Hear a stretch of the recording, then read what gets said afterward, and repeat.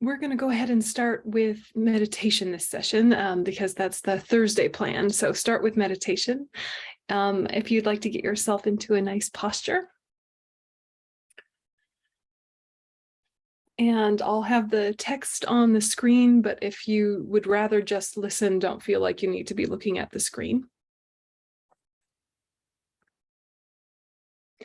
And this particular version of the practice isn't the one that's embedded in the Tara chapter.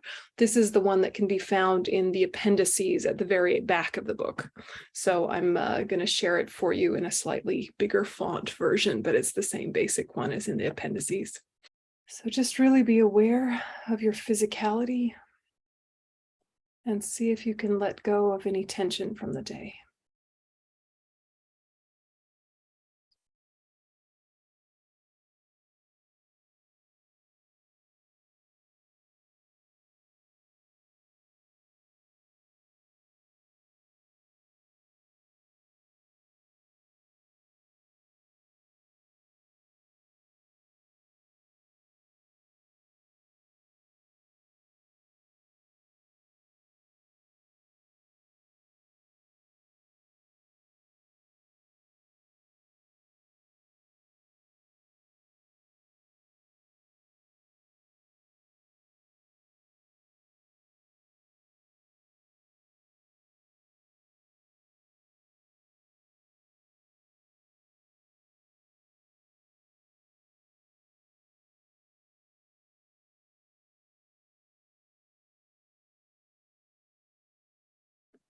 And shift your focus to the breath just for a minute or so, allowing the surface distractions to settle.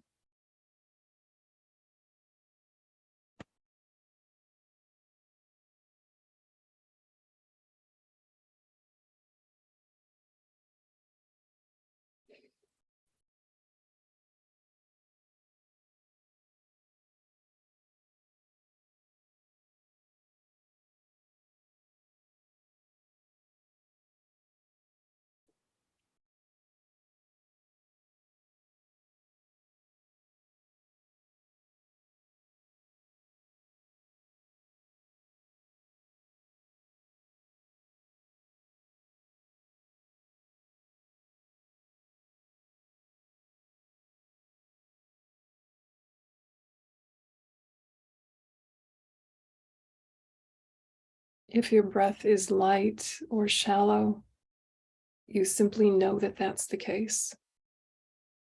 If it's deep and slow, you simply know that that's the case.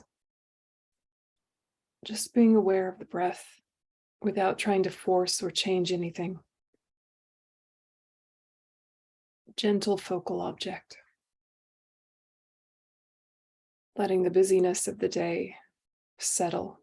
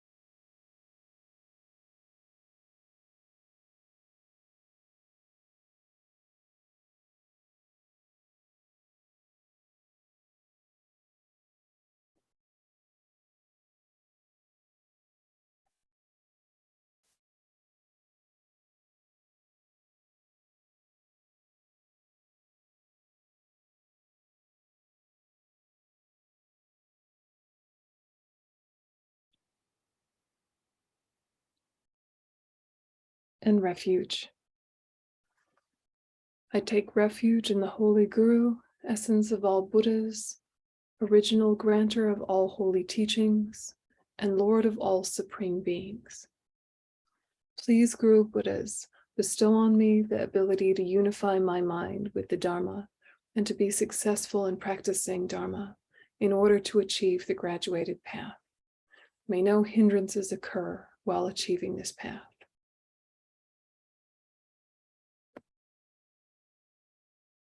Please bless me to realize that I've received a perfect human rebirth, which is highly meaningful, for many reasons difficult to obtain, but perishable, transient, and fragile, decaying in the shortest moment because of its changeable nature. Thus, my death is definite, but its actual time is most indefinite. And after death, I am far more likely to be reborn in the lower suffering realms, having created infinitely more negative than positive karma, in this life and in all previous lives. Please bless me to comprehend how incredibly unendurable is the suffering of the lower realms, that I might take refuge in the Buddha, Dharma, and Sangha with all my heart.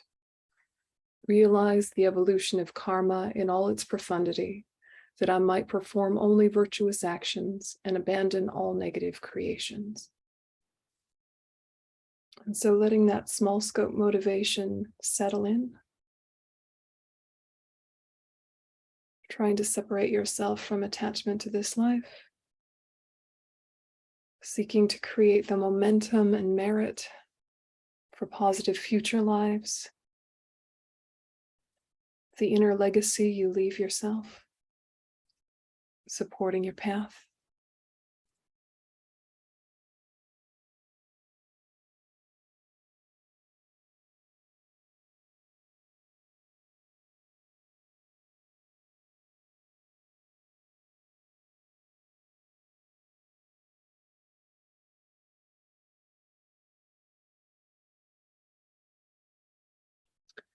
Continuing, by practicing in this way, I will be reborn in the upper realms, but will still have to experience unlimited samsaric suffering because of uncontrolled delusion and karma.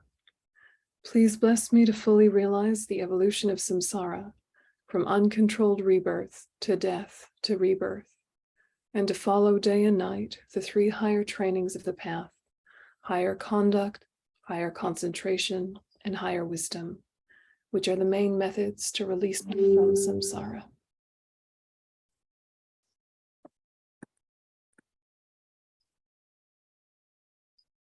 And so just take a minute and let your mind now elevate to the middle scope, expanding the motivation to not just want positive future lives and continuous practice, but to actually end samsara, to achieve liberation.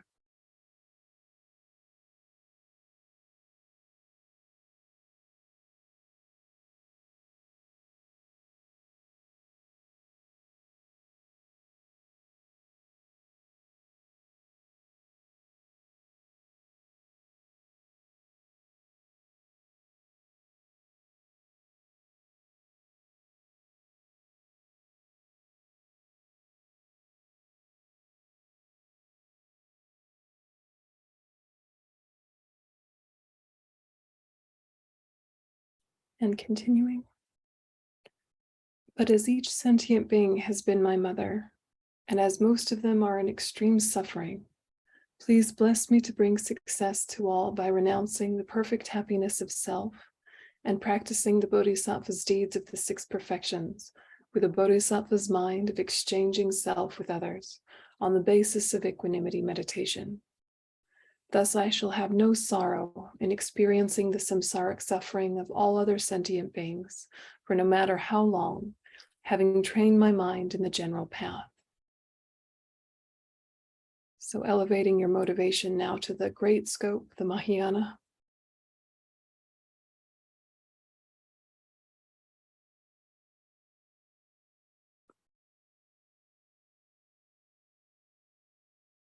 Not just wishing to achieve freedom from samsara and liberation, but to achieve full Buddhahood, enlightenment for the benefit of all sentient beings. Expand the motivation there.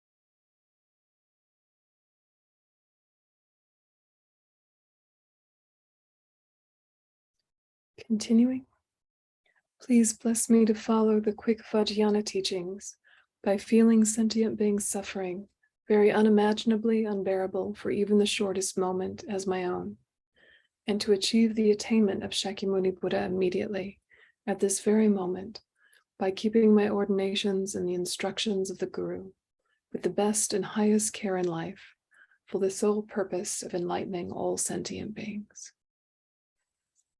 And so expanding that Mahayana motivation to be the Mahayana Vajrayana motivation, which wants to become enlightened swiftly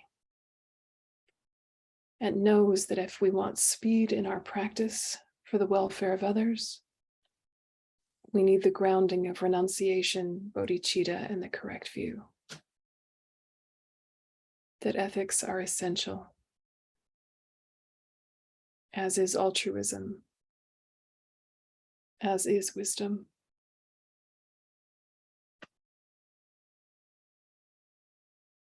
And that's why we practice Tantra, for the sake of others. And our own welfare getting achieved as a side effect.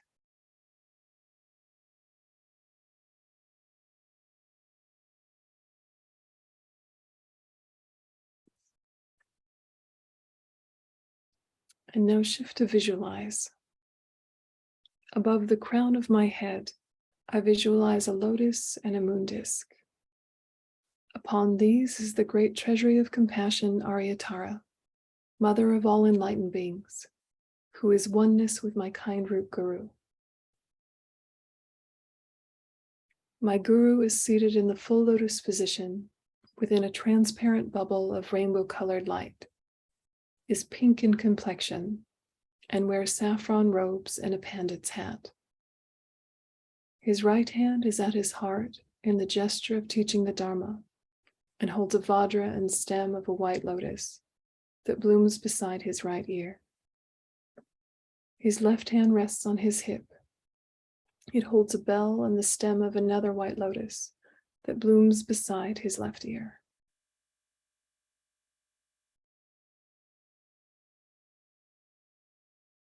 So visualize and connect with the Guru in the aspect of Lama Zopa.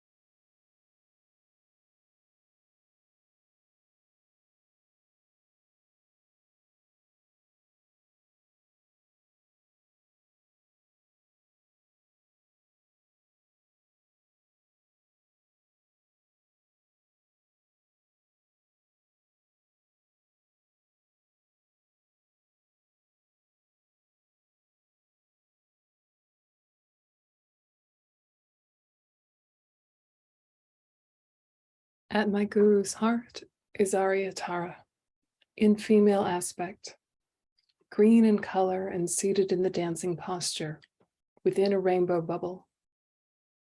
Her left leg is bent up, her right leg is outstretched. Her left hand is at her heart in the mudra symbolizing the triple gem and holding the stem of a blue utpali flower. Her right hand, extended over her right knee, is in the mudra of granting sublime realizations. She is beautifully adorned with jeweled ornaments and scarves. Stabilizing that.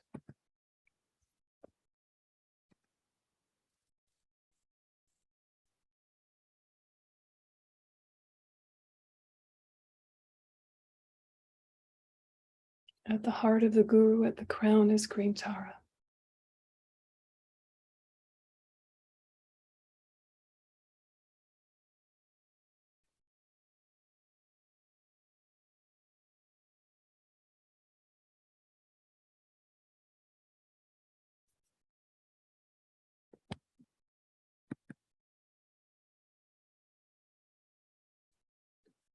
Om, Ah, and Hum mark her 3 places, crown, throat, and heart center, adding those syllables to the visualization, zeroing in on Tara specifically.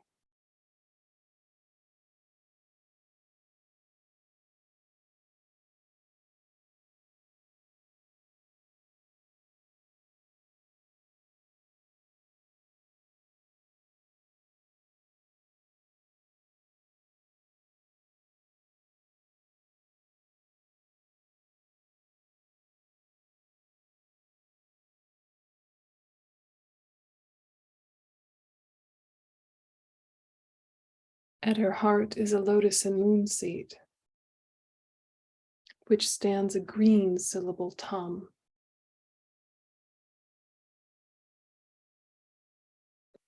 Rays of green light radiate in all directions from the Tam and invoke all the enlightened beings of the 10 directions.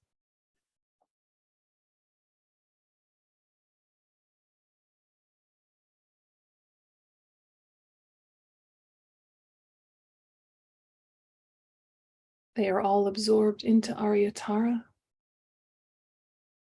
and become one.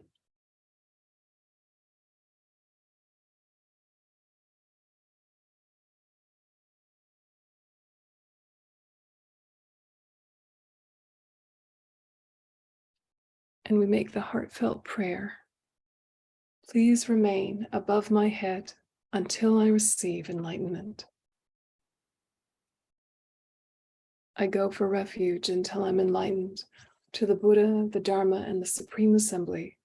By my merit from giving and other perfections, may I become a Buddha in order to benefit all sentient beings. I go for refuge until I'm enlightened to the Buddha, the Dharma, and the Supreme Assembly.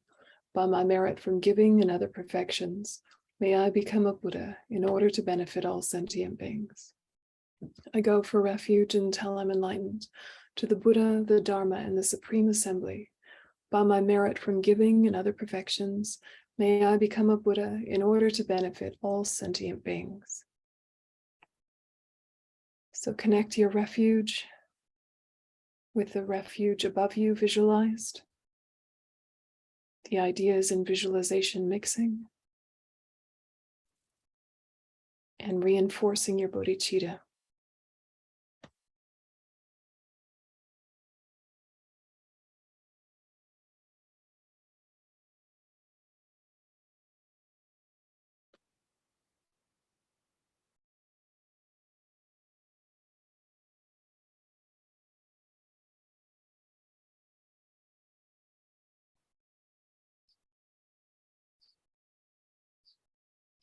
With my body, speech, and mind, I devoutly prostrate. I offer all offerings, both real and imagined. All sins and offenses amassed from beginningless time I confess.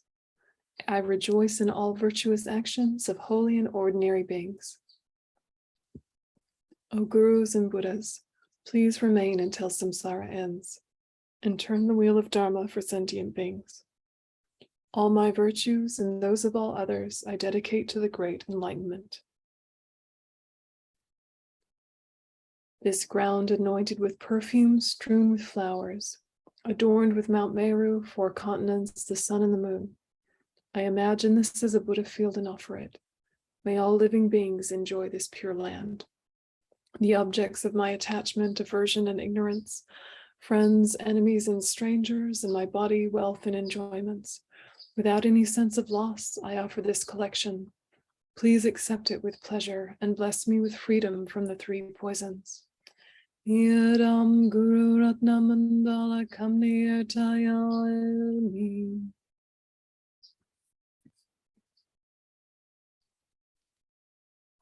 And we request, please bless me to purify all obscurations of my body, so that it will become one in essence with Guru Tara's holy Vajrapani. And think that in response, white light emanates from the Om at Aryatara's brow and curves in an arc to enter my brow.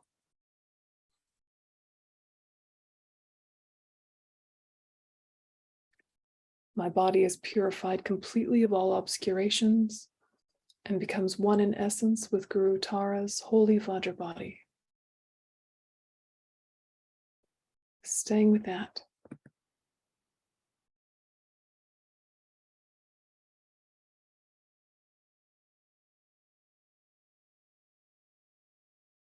This white light soothing, purifying, healing.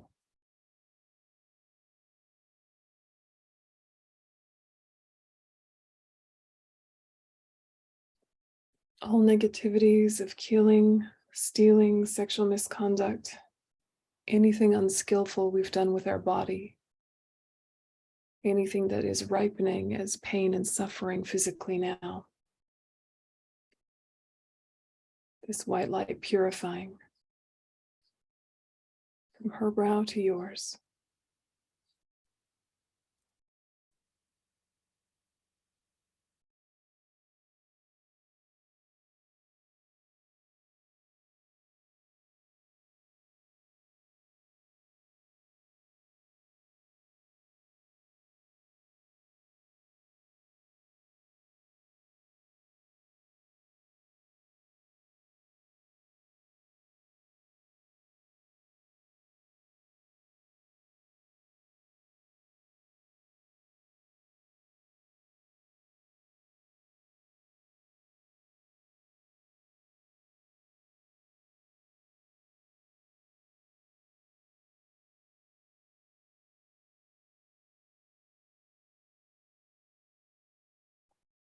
And we shift.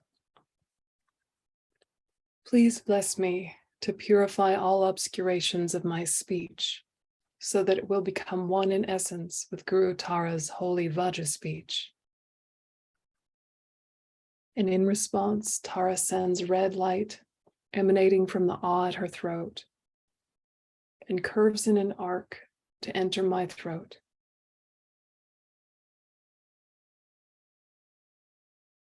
My speech is purified completely of all obscurations and becomes one in essence with Guru Tara's holy Vajra speech.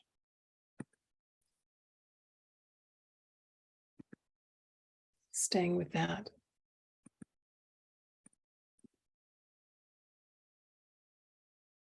The red light soothing, purifying, healing. All mistakes of lying, of divisiveness, harshness, idleness, anything harmful with your speech, getting purified. Any difficulties you're having in communication, being pacified.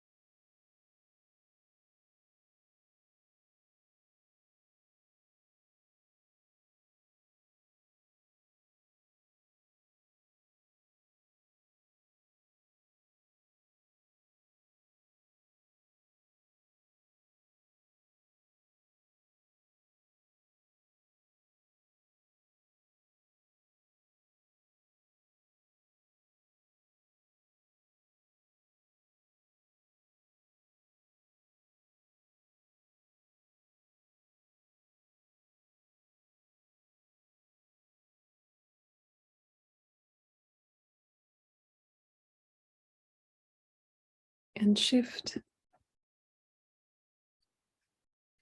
Please bless me to pure all obscurations of my mind, so that it will become one in essence with Guru Tara's holy Vajra mind. And in response, Tara sends blue light, emanates from the whom at Arya Tara's heart, curves in an arc to enter my heart. My mind is purified of all obscurations and becomes one in essence with Guru Tara's holy Vajra mind. Staying with that. Blue light, soothing, purifying, healing. All negativities of mind covetousness and attachment, ill will, anger, hatred, wrong views, afflicted doubt, ignorance.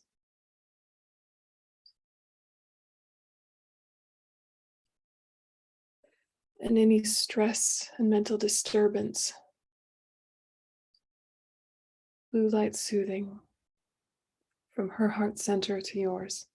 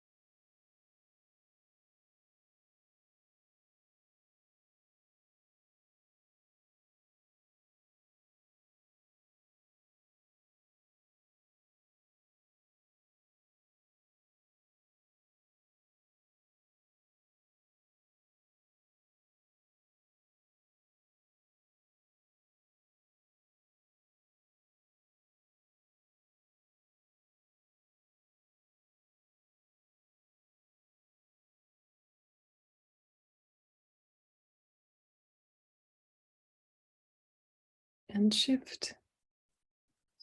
Please bless me to purify all delusions and subtle obscurations to omniscience, so that my body, speech, and mind will become one with Guru Tara's holy body, speech, and mind.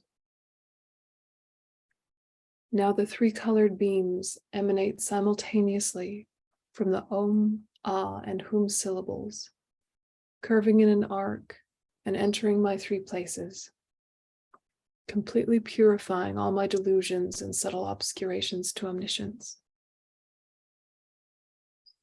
My body, speech, and mind become one in essence with Guru Tara's holy body, holy speech, and holy mind.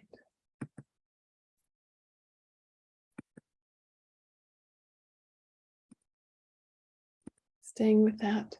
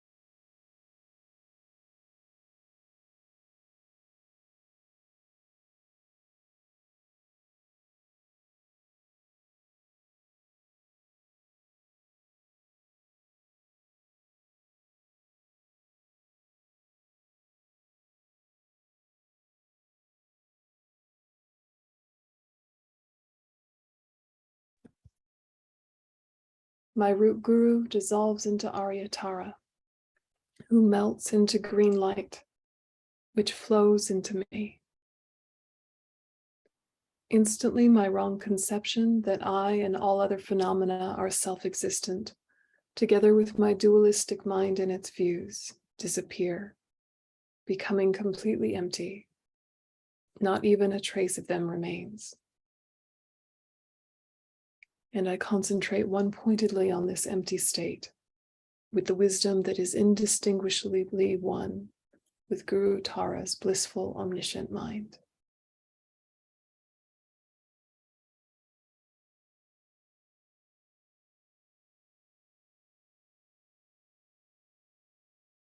staying with that.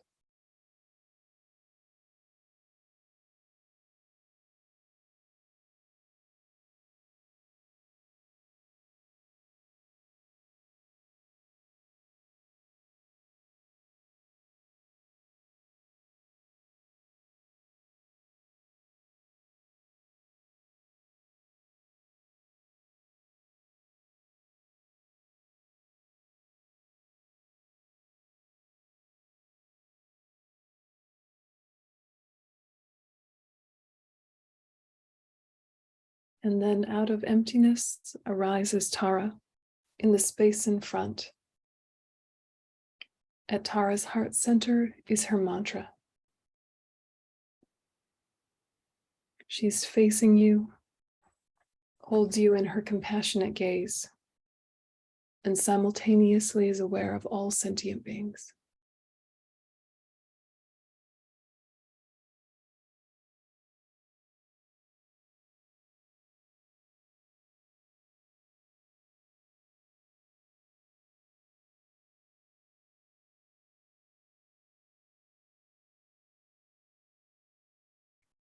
The Tam and the mantra are manifestations of Guru Tara's holy mind. Green light radiates from all the letters. Spreading in every direction, it purifies the negative karmas, gross delusions, and subtle obscurations to omniscience of all sentient beings.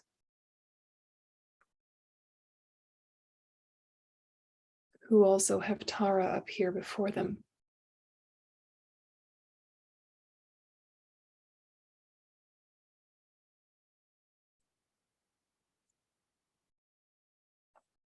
Again, light radiates, bearing manifold offerings to the 6 transcendental senses of all the Buddhas and sentient beings.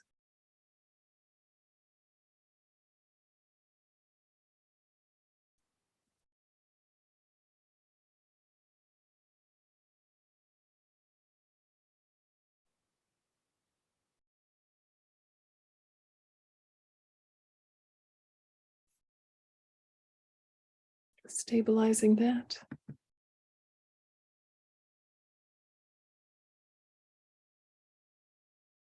Think that the enlightened beings are extremely pleased and shower down the superlative qualities of Buddha Tara's holy body, holy speech, and holy mind. Omniscient wisdom, supreme power, and infinite compassion in the form of a great shower of light rays. As we recite the mantra, we absorb and are blessed by this rain. Om Tare Tu Re Soha. Om Tare Tu Re Soha. Om Tare Tu Re Soha. Om Tare Tu Re Soha. Om Tare Tu Re Soha. Om Tare Tu Re Soha. Om Tare Tu Re Soha. Om Tare Tu Re Soha. Om Tare Tu Re Soha. Om Tare Tu Re Soha. Om Tare Tu Re Soha. Om Tare Tu Re Soha. And continue the mantra under your breath, together with the visualization.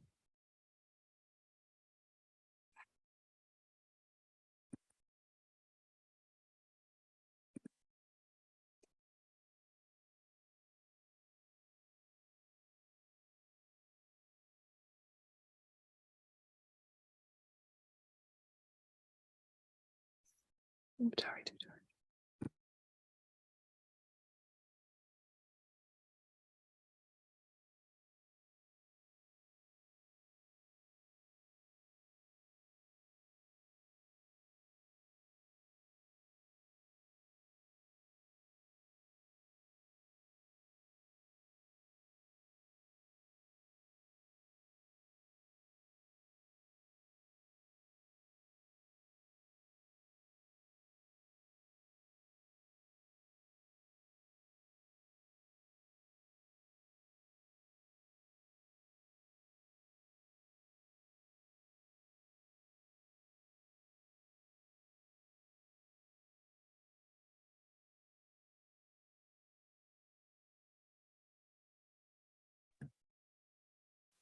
And from Tara's heart emanates the 21 Taras, each skilled in dispelling the specific sufferings of beings, clearing obstacles, pacifying illness, soothing conflict. Imagine all 21 Taras are here in the space in front of us, facing us.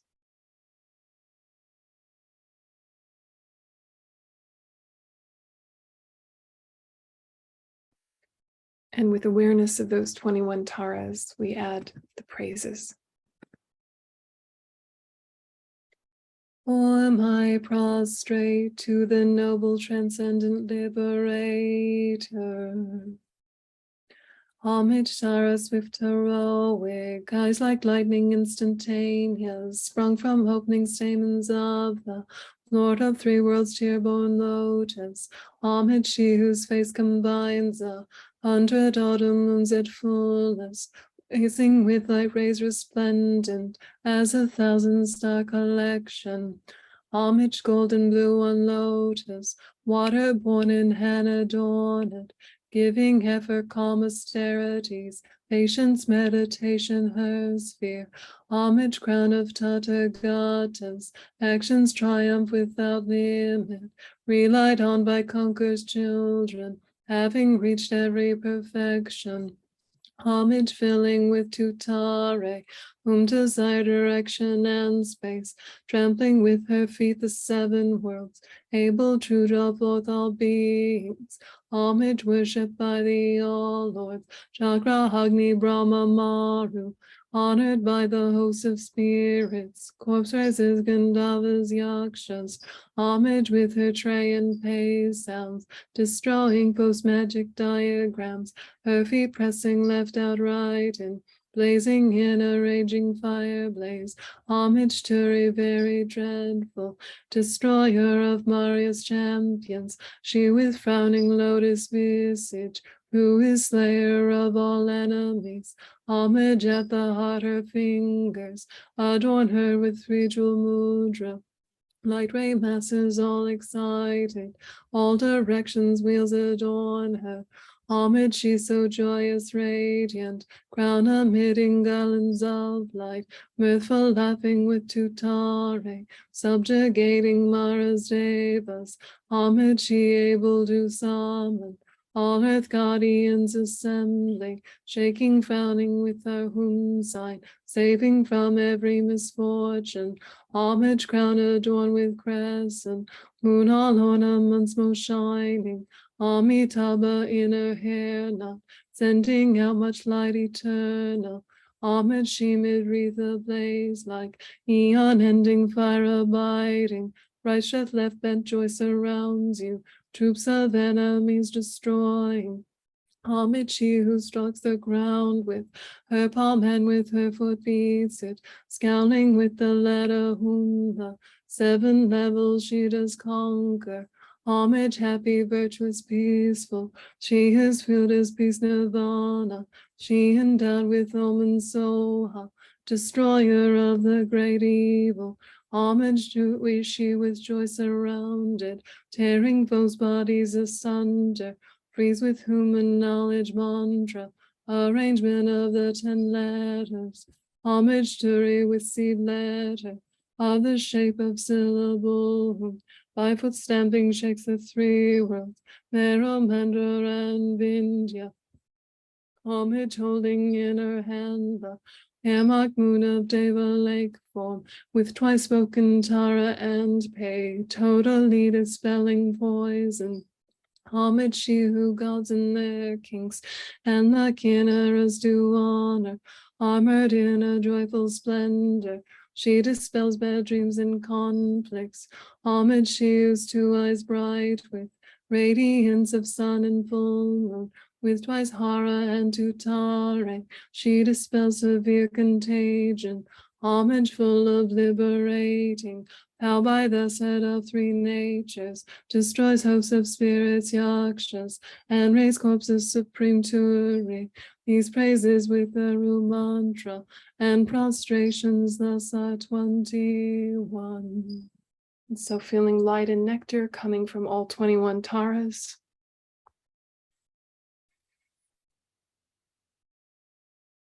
Blessing your body, speech, and mind. They dissolve into light and absorb into you one by one.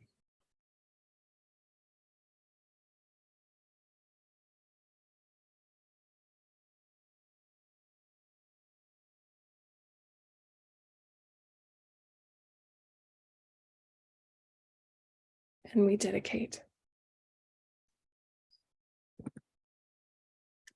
May I quickly become Guru Arya Tara and lead each and every sentient being into her enlightened state because of these merits.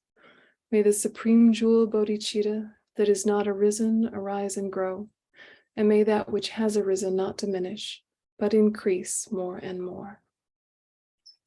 Myself, Tara, her practice and its results are all empty of inherent existence because they dependently arise.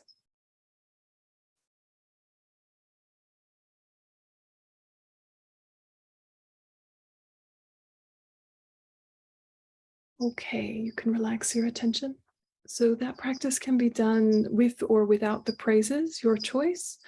When you do the praises, if the 21 taras are familiar to you, you can think that they dissolve into you one by one, or you can kind of think many into one and it's just mainly green Tara and she's sending light and blessings with each one. If that's easier for you, that's okay too.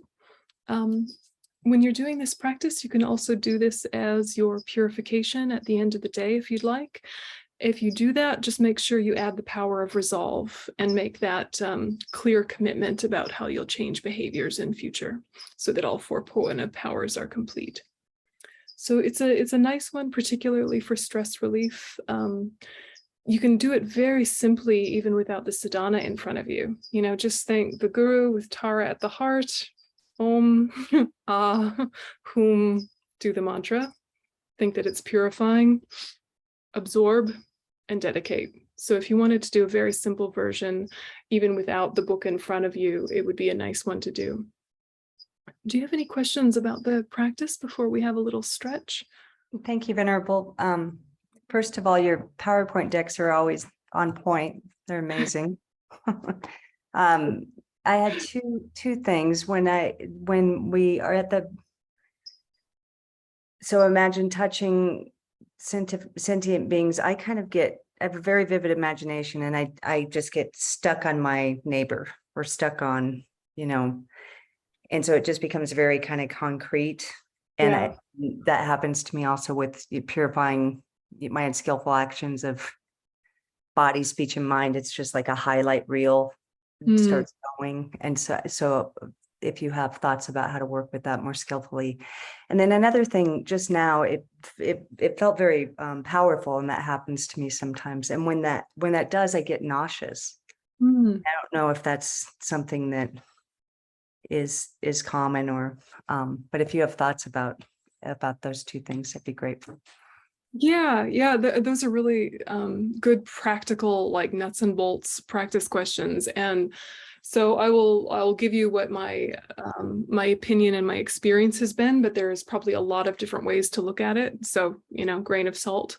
But I think that when you're stuck on a visualization, you're wanting all sentient beings, you're thinking about all sentient beings, but you get kind of clogged or stuck.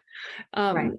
I think that it's similar to when you do an equanimity meditation and you pick 3 representatives of friend, enemy, stranger, and it's just 3 people you're thinking of, but they're the representatives of all sentient beings. I think that rather than try to force a visualization more broadly or skip anybody or add anybody, just kind of, think all sentient beings. And if a couple specific ones are popping into your head, think of them as the representatives. Okay. Yeah.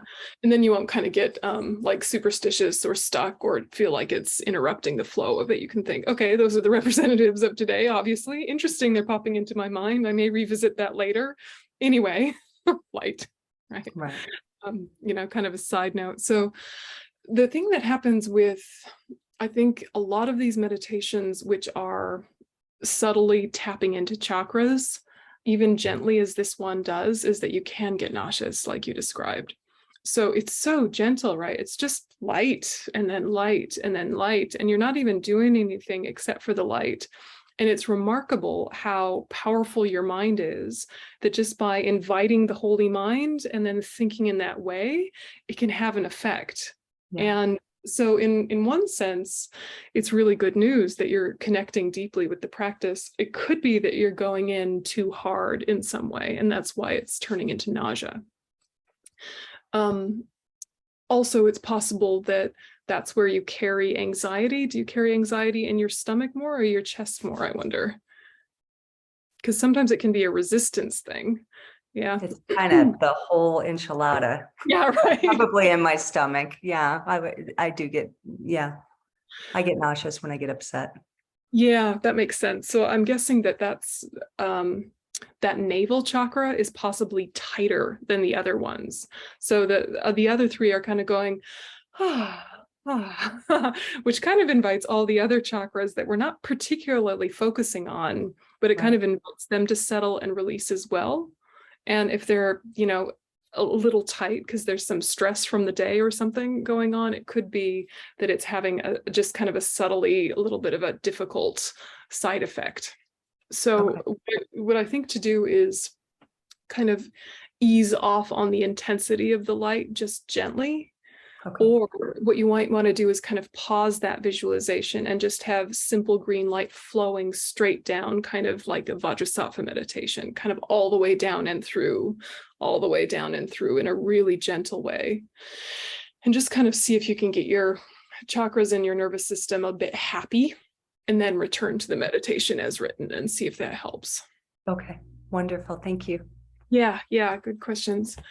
Yeah, weird stuff can happen, unexpected stuff can happen. And I think we sometimes surprise ourselves that there's an effect just as ordinary as we are, just doing it as written. And you're like, oh, okay, something.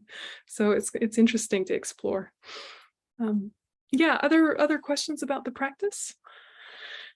Or any bits that didn't make sense or you wanted to hear more about?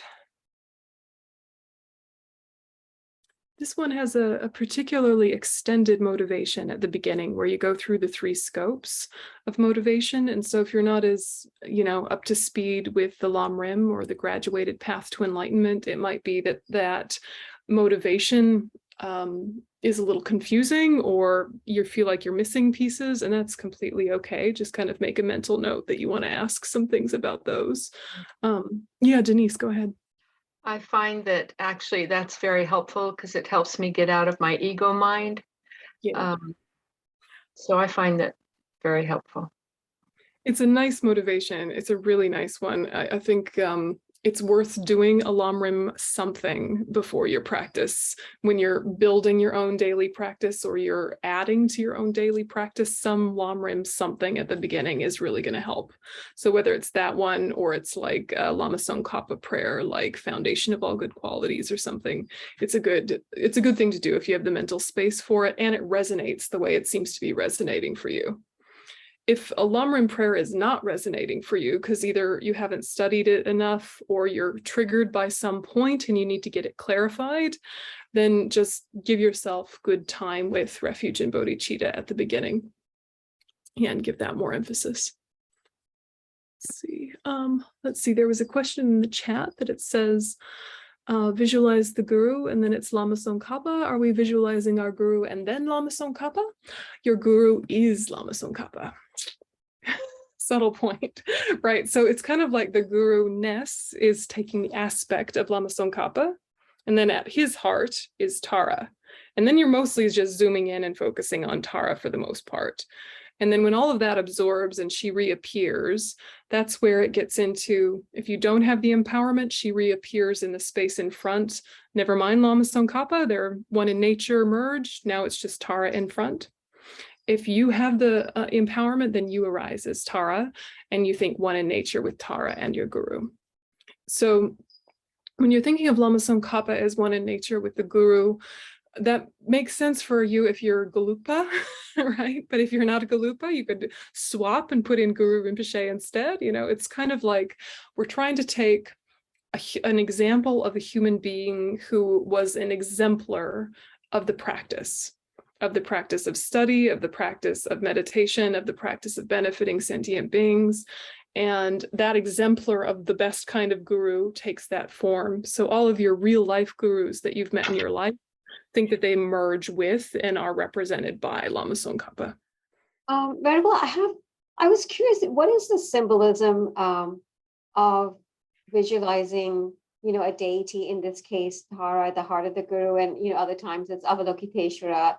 So I always thought, like, why not just Tara, on top of my head, or why not just the guru, like, why together like this? And there's always going to be some version of the guru deity, like hyphenated, right? Either the guru and the deity or the guru deity.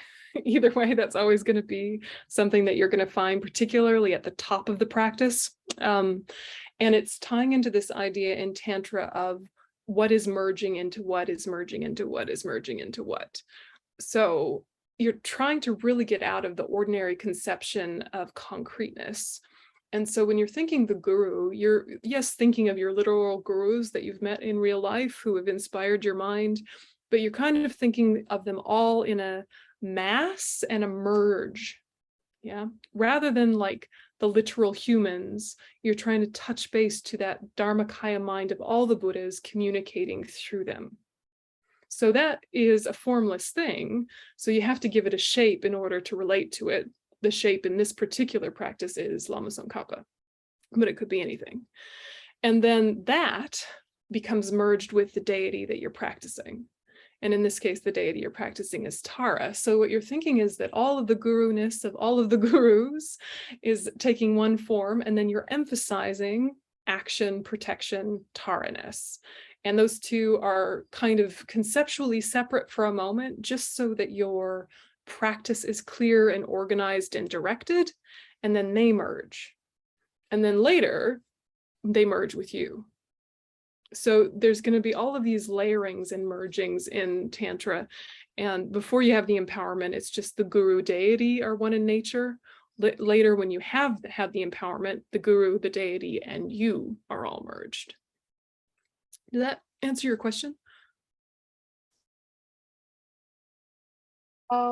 Yeah, I think I'm much more clear about the guru-ness, but the deity within the guru, is that just to highlight a particular aspect that we want to focus on? Like in this case, the qualities of green Tara, and then when we choose Avalokiteshvara, it's to focus on that aspect? Yeah. Okay. Yeah, definitely. It's like the Lama, once you kind of get yourself anchored on what is the guru, like cosmically, not like in the literal fleshy sense, but like what is the guru, you're stabilizing that. And then you're thinking, for this purpose, they're taking the aspect of Tara. Just as in another practice, that same energy would take the aspect of Chenrezig. Yeah, because that's what's being emphasized. And that all of them are all of them, and it doesn't really matter, except for they're relating to you and trying to stimulate something within you, and you're trying to bring a particular energy forefront and then be able to spread that outward. So hence now that energy taking this shape. And then, like you said, yeah, also breaking through, I guess, the way I categorize and have concrete ideas of how things are and so forth, and really trying to make the mind more subtle, to focus, like you said, on the Dharmakaya aspect of the guru. And yeah, okay, thank you. Yes, I was wondering if I could use the Dalai Lama as my guru. Yes. Contemporary. Oh, thank you. Yeah, perfect. Especially if you don't have a guru yet, who's your stand-in? He can be your stand-in. He is a special case, so he can be your stand-in for all tantric practices. And then when you have an empowerment, it's that teacher you took the empowerment from, but you can think that His Holiness merges with that. Don't think of it too distinct. Like in the relative world, we have distinct people with distinct flesh and blood bodies, but the Dharmakaya mind of all the Buddhas is a multifaceted phenomena made of all enlightened minds. So while there were individual mental continuums that developed on the path and perfected themselves, once they're finished, they're all of the same type and all completely aware of one another. And so it almost as if it becomes one thing, even though it's made up of countless consciousnesses that have transformed. So, Thank you. yeah. Thank you, Venerable Yönten. So I did the Taurus Siddhamani empowerment, and Yep. I'm still not clear. Is that it's different. So who's Taurus Siddhamani? Is that the who's Taurus Siddhamani? I do it every day, but I don't know how she's different from the 21, and she's kind of different. She's different in the sense that she's the highest yoga tantra aspect, but it's the same. It's just like, you know, you have Chenrezig, 4-arm, 1,000-armed, Mahakala, you know, Hayagriva, you know, it's all Chenrezig, but it's manifesting as different kind of sub-forms, for lack of a better word, for a particular emphasis. So the Chittamani Tara practice has more layers of subtlety, but it's the variations on a theme. It's still that very strong connection with the Lama. It's still lots of work with chakras and energies. It's just the more elaborate, in-depth form of the same energy and the same intention. And can I use my guru as opposed to the guru that gave me the empowerment for my visualization, or either one is okay? Well, the visualization is not none of them, right? The visualization is Lama Zopa, right? Lama Zopa. In my practice, it calls for my guru, I think, not Lama Tsongkhapa. Yeah, maybe in my Chittamani. sadhana. Yeah, we're not going to kind of talk about highest yoga tantra sadhanas in a common group. But but if it says your guru, think of some way that embodies the guru-ness. And if it's your literal human guru, think of them in their healthiest form on their smiliest day. Yes. Okay. Yeah, and if in the question there was like a clarification about that, seeing the guru as Lama Tsongkhapa, I suppose we're supposed to visualize the guru who gave us the empowerment. You're supposed to think the guru who gave you the empowerment, but they take the shape of Lama Tsongkhapa. Do you see how it's challenging the concreteness, right? Again and again, we're challenging this kind of fixed idea, because what are we relating to anyway with anyone? We have no idea. But we know that the Dharmakaya mind of all the Buddhas pervades everywhere. And so if we engage with that, we will have interaction with that. Yeah. So the Dharmakaya mind of all the Buddhas, particularly the Lama that gave you the empowerment, and all of the ones that moved your mind, take this shape for now. Helps you relate. I would like to ask a question. That was my question.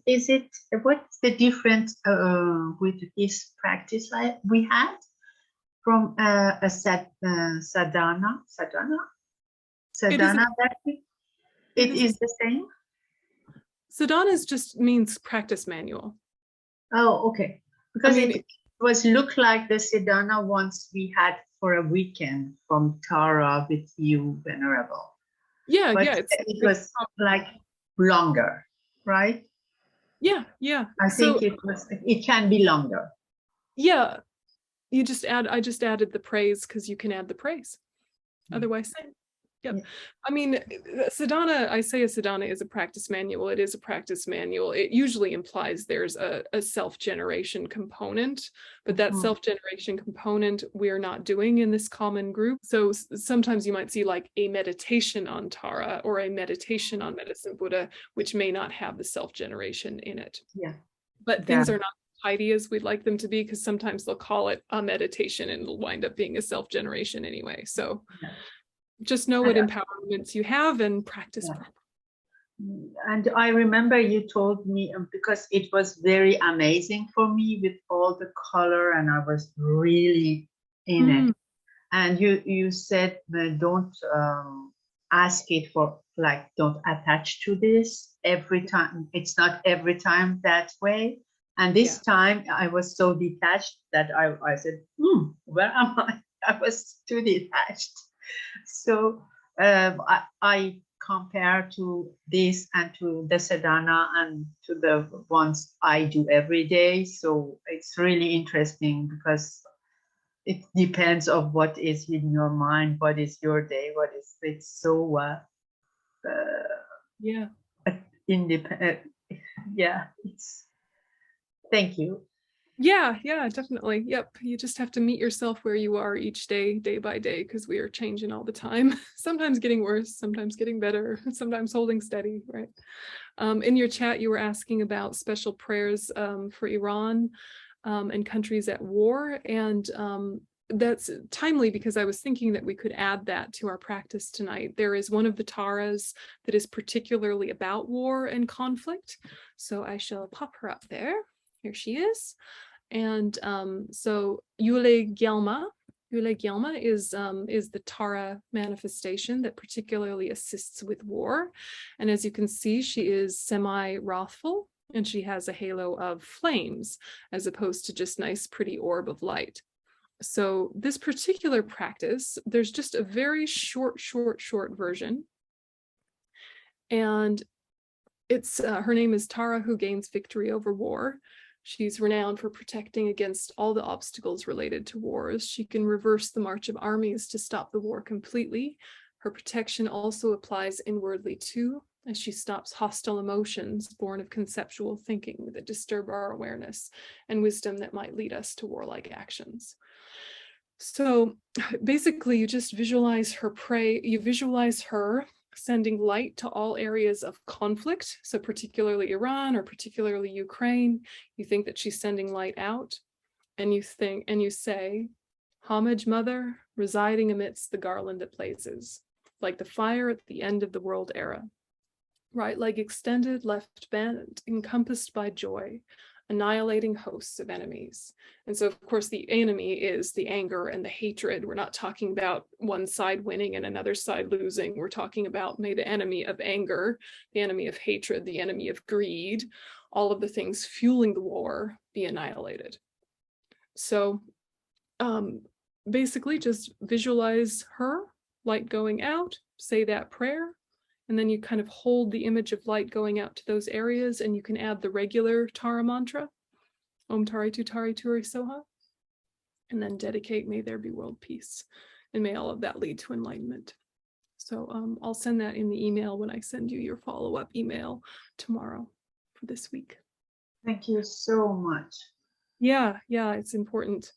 So let's have a 5-minute break, and then we'll do a bit on the 21 Taras.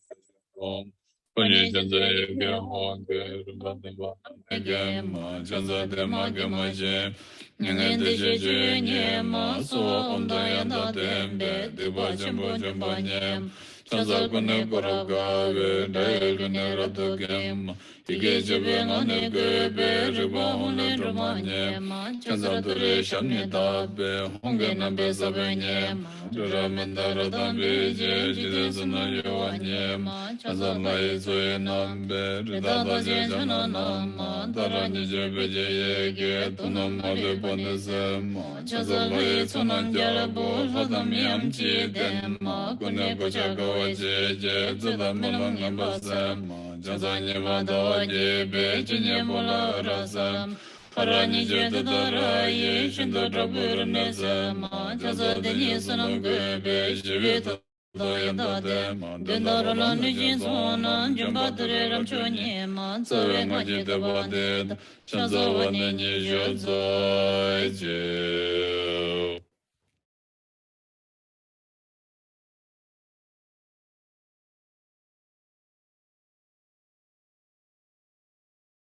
So for the rest of this session, I thought we would just go through the 21 Taras gently and look at their pictures and think happy thoughts about them. Simple as that, yeah. And kind of make a mental note of any particular ones that are going to come in handy for your life as it is now, right in this moment, because it's nice to do all 21, but it's also completely fine to zero in on one and just do a very gentle practice, light praise, her mantra related to one. So that can be quite nice. So when we're thinking about the 21 Taras, again, don't get too concrete, but also still think this is all Tara-ness. So one nice way to kind of picture it is, okay, your ordinary self as you are right now. There are people in your life or times and places where you kind of manifest in a very specific way to suit the minds of those people. And it's not like you're a different person, is it? It's just you're eliciting a particular energy. Like I was recently driving from Montana to California, and I noticed that my affect slightly shifted state to state, right? So when I was in Montana with my hometown people, there was a certain rural sort of drawl to my voice that I didn't even realize could happen, and a certain folksiness that would manifest, especially with gas station attendants. Yes, a certain folksiness, a certain low-key kind of chill vibe, kind of smiley, kind of self-deprecating, knowing, yes, I do look strange. I am aware of that. Thank you for noticing. But, like with kind of a humor, right? And then moving into kind of different areas of like Idaho, Oregon, down, moving down, I could notice that if I couldn't read the people as well, then there was more formality, but also trying to be friendly, and things shifted and shifted. And then I got to California and I noticed that the way people looked at me was different, because I'm less, what the hell, and more, cool, because California, right? And so then my affect slightly shifted, and I didn't have such a folksiness, such a ruralness, and all of it is me, right? All of it is the spectrum of personality choices I could choose from. I'm not a different person each place, but I'm going to emphasize something based on what's going to communicate with them the best. Right? And you know how you are with your different circles of friends and your different family members. You elicit different aspects of yourself in order to connect more deeply, in order to put them at ease, in order to be effective in your communication. So think of the 21 Taras as like the elevated version of that. Yeah, so there's Tara, but then she's going to manifest this way for that, and this way for that, and this way for that, and this way for that. But it's all Tara-ness. Yeah. Does that make sense? Yeah, cool. All right, let's look into them. And this is all straight from the book, so if you get lost, you can look back at the book, and I will, of course, send you the slides later. So this is from Rinpoche. He says there are different traditions regarding the 21, so you might see images of them that differ slightly. There is one tradition, according to the great translator Pari Lotsawa, where there are peaceful-looking Taras and wrathful-looking ones, and some have many arms. There is also a tradition from Lama Atisha, where each only has one face and two arms, but some have different colors and one or two are wrathful. So I will describe the 21 Taras found in the Lama Atisha tradition.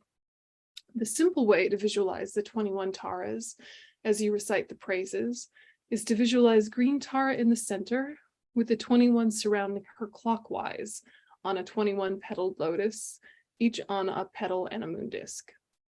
One tradition says that as you recite the praise to each Tara, you imagine that Tara sending out an emanation that absorbs into you, giving you that specific quality. So the picture we have here is in the tradition of Lama Atisha, which is the tradition that Lama Zopa Rinpoche and that we practice in our tradition the most commonly. But all of them are good and correct. It's just good to know what the source is. So when you're looking at them, there's the numbers. So starting with the red one under Tara's foot, 1, 2, 3, 4, and then up and around and down and around. So the first Dalai Lama, Gendon Drup, wrote the commonly used sadhanas that we use for Tara. The version of the praises that we use is a translation by Panglo Chempo. And the common order of Taras, as in the praises, is the clockwise in this spiral. So that's the order of the praises. That's the order of them in our tradition. And so we did the other version of the visualization during the praises.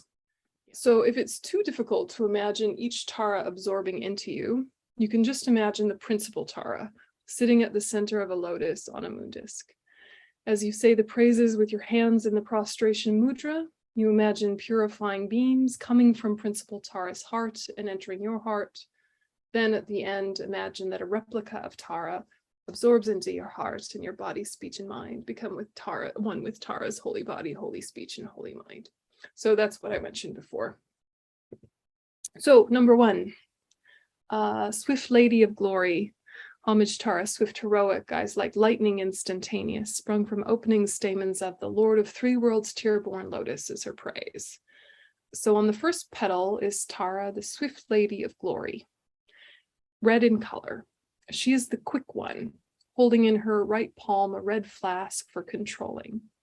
She grants the ability to influence sentient beings so they will listen to you and you can lead them to the Dharma. Her mantra is this: Om Tare Tutare Turi Washam Kuru Soha. So whenever you see something about controlling or power or manifesting or anything like that, the red category, read loosely, not always, remember that it's not about manipulation, it's not about dominance, it's not about anything that's a power trip. It's not about competitiveness. This is about influencing sentient beings to bring out the best in them, and influencing sentient beings by being a powerful condition for them to connect what is positive. Okay, so when you see controlling, don't think ordinary ways of controlling. Then we have Lady of Supreme Peace. Homage, she whose face combines 100 autumn moons at fullest, blazing with light rays resplendent as a 1,000-star collection. So on the second petal is Tara, Lady of Supreme Peace, white in color, holding a white flask containing nectar for pacifying disease. Her mantra is this: Om Tare Tutare Turi Shantam Kuri Soha. So pacifying or peaceful activities, usually depicted by white deities, but not pervasively. Pacifying means to bring peace to. So it could be, in this case, pacifying disease, but also could be pacifying conflict or pacifying stress, in this case, disease. Lady of golden yellow color, homage golden blue and lotus, water born and hand adorned, giving effort calm austerities, patience meditation her sphere. On the third petal is golden colored Tara, giver of supreme virtue. Yellow gold in color, holding in her hand a yellow flask containing the nectar for increasing life and fortune. Her mantra is this: Om Tare Tutare Turi Pushtam Kuru Soha. So increasing life and fortune, this is about basically all forms of vitality. Yeah, resource vitality, inner vitality, health and well-being. Lady of Complete Victory, embodying all positive qualities. Homage Crown of Tathagatas, actions triumph without limit, relied on by conqueror's children, having reached every perfection. On the fourth petal is Tara, completely victorious, embodying all positive qualities, yellow in color, holding a yellow flask containing nectar for increasing lifespan. Her mantra is this: Om Tari Tu Tari Turi Arya Jana Pushtam Kuru Soha. So increasing lifespan doesn't ever mean adding on life to the end of your life. Whatever your throwing karma was for this particular body, it's already been thrown. However long you're going to live is however long you're going to live, except if you have the karma for untimely death. So if you have untimely death karma, it could be that this body has been projected to live for 95 years, but your untimely death karma could come when you're 55. So by praying to a Tara of this type, you're clearing the untimely death karma so that you can live out your full, complete lifespan uninhibited. She who proclaims the sound of whom. Homage filling with tutare, whom desire direction and space, trampling with her feet the seven worlds, able to draw forth all beings. On the fifth petal is Tara, proclaiming the sound of whom. Red-yellow in color, holding a red flask containing nectar with the function of enchanting other sentient beings, causing them to be attracted to you in a way that's not creepy or harmful, right? And in this depiction, Fred van der Zee, who is the author who is the artist I use a lot because his images are freely offered, he's not putting so much the red tinge in it, but you get the sense of her yellowness. And enchanting sentient beings, causing them to be attracted to you, what we're really talking about is charisma, but charisma from a positive perspective that's going to, again, bring out the best in others. She is completely victorious over the three realms. Homage worship by the All-Lords, Chakra, Agni, Brahma, Maru, honored by the host of spirits, corpse raisers, Gandhavas, Yakshas. On the sixth petal is Tara, completely victorious over the three worlds, red, black, and color, who is victorious over the three realms. She holds a blue flask containing the nectar that intoxicates the spirits. Her mantra is this: Om Tari Tu Tari Turi, Shantrum Uchata Taya Soha. By intoxicating the spirits, they become unable to function and so unable to cause harm to others. I guess it's a bit like taking a business client to dinner and getting them drunk, making it a lot easier to get them to agree to any deal you have to make. So Lama Zopa is hilarious. That's a funny example. But again, what you're wanting to do is to distract harm doers so that they can't cause obstacles, hopefully by making a karmic connection with harm doers like spirits that are troublemakers. Later, when their minds mature and their karma settles a bit, you'll be able to teach them Dharma. But it could be right now in this state, they're not teachable. They're just stuck in their habit of mischief. So you need to somehow distract them so they don't cause obstacles. She who conquers others. Homage with her tray and pay sounds, destroying foes' magic diagrams, her feet pressing left out right in, blazing in a raging fireplace. On the seventh petal is Tara, who conquers others, black in color, destroying those possessing black magic. She has a slightly wrathful appearance, her forehead is wrinkled, and she holds a black flask containing nectar that averts mantras and black magic sent against you. Her mantra is this: Om Tari Tu Tari Ture Sara Vidya Apara Vara Naya Soha. So again, when wrath is needed, when people are actively plotting, which doesn't happen that often, but in the rare case that people are actively wanting to do the wrong thing to you in a really calculated way, this can clear that, or at least assist. She who conquers Maras and enemies, homage Tari very dreadful, destroyer of Mara's champions, she with frowning lotus visage, who is slayer of all enemies. So she's red, black in color. Her right hand holds a red flask containing nectar whose function is to defeat Maras and enemies. Of course, Maras are the inner Maras that are disturbing our path. Om Tari Tu Tari Turi Saramaya Shantu Maraya Pe Soha. She who protects from all fears, homage at the heart her fingers, adorn her with the three jewel mudra. Light ray masses all excited, all directions wheels adorn her. The ninth petal is Tara, who protects from all fears, her gesture signifying the three rare sublime ones. She holds a white flask containing nectar whose function is to protect all sentient beings from fear and dangers. Her mantra is this: Om Tari Tutari Turi Mama Aparana Raksha Raksha Soha. If there are dangers such as earthquakes, floods, typhoons, or the like Florida, right? You can take some strong refuge and recite this mantra or visualize Tara in front of you. So we won't have time to get through all of them. You can read it in your own time. But basically, you see how it's a repeated theme of white, yellow, red, occasionally black, blue, white, yellow, yellow, right, red, white. These are the colors that you find with the 21 Taras, with very occasional ones that are black. So these two publications are really good at explaining the emphasis and also a more elaborate practice that goes with each of these. But basically, they're breaking down into peaceful ones that are white, that pacify this and that, increasing ones that are yellow, controlling ones that are red, and wrathful ones that are black. So they basically break down into those four main categories, and then details apply, and you can read those easily enough. But these two publications are free to download.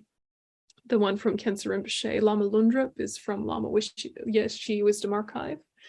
And then the one from Geshe Dawa, you can find through Happy Monks Publications. And so both of those websites are really excellent if you haven't found them already, because they have tons of free resources. So just kind of like, what do they look like in their other form? They're more likely to have an obvious different implement when we're not doing the Lama Atisha version. See how there's this conch here on top of the lotus? Yeah, and here there's a mirror. And here there's a norbu. So in the other traditions, they have kind of more specified implements. In the tradition of Lama Atisha, they're basically all holding a vase, and the nectar of that vase, vase, we say vase, don't we? Vase, the nectar of that vase goes to the sentient being, helping them in that way. So the Lama Atisha visualization is somewhat easier because they're all one face, two arms holding a vase. The Lotsawa tradition one, they all have a specific little implement, and some of them have more arms. In any case, much of a muchness. Do you have any questions about the 21 Taras or curiosities? Could this be an alternative practice to the 35 Buddhas? I mean, it's an interesting question. Certainly doing Tara practice is very, very purifying, certainly. The emphasis of Tara, though, is kind of supporting health, long life, vitality, connections to different practices and resources. It has a slightly different emphasis than the 35 Buddhas. The 35 Buddhas, when they were practitioners on the path, made such deep prayers, such consistent deep prayers, specifically to help us purify negative karma of various types. It's kind of like, it's so powerful, I wouldn't say instead of, right? I mean, it's all good. Whenever you're practicing with a pure heart, it's going to be beneficial, and one practice alone can lead you to enlightenment, but terms and conditions apply, right? And those terms and conditions are, you need to have the practice fully fledged with all aspects complete. And some practices don't explicitly list all of those aspects that need to be complete in order to purify your mind.